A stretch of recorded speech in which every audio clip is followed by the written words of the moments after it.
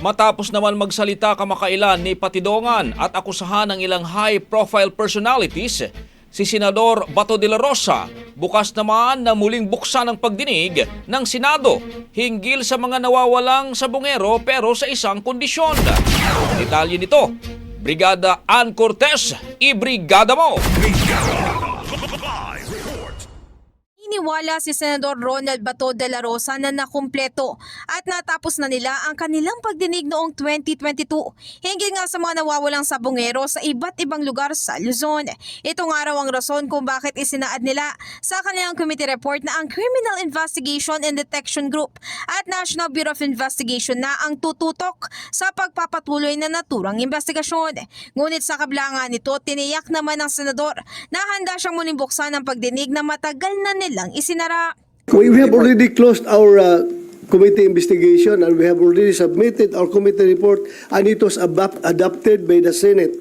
So yung aming committee report was adopted by the Senate. So unless siguro kung merong mag-file lang resolution from one of our colleagues, then I will be forced to reopen the investigation.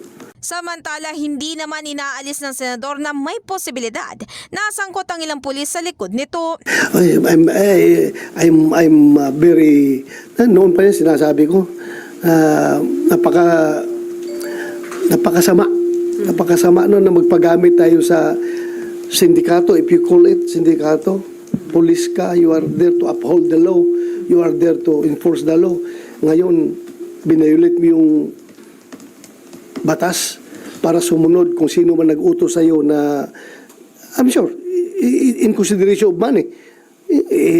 Ano pang motivation mo doon? Nagagawin yon kung hindi ka sinusuhulan. That's beyond your job description as a police operative. Kamakailan maaalalang humarap si Julie Dondon Patidongan sa media kung saan itinuro niya bilang mastermind sa mga missing sabungero si Atong Ang. Pero matapos ito ay agad naman din itong itinanggi ni Ang at sa katunayan pangaraw ay hiningan siya ng 300 million pesos ni Patidongan para huwag lang daw siyang idamay sa kaso. Ito nga ay kahit hindi naman daw siya nakasuhan. In the heart of changing lives, ako si Brigada Ann Cortez ng 105.1 Brigada News FM Manila, The Music News Authority. Ang bahaging ito ay hatid sa atin ng Guard C Plus with Zinc Capsule. Always protektado ang kalusugan.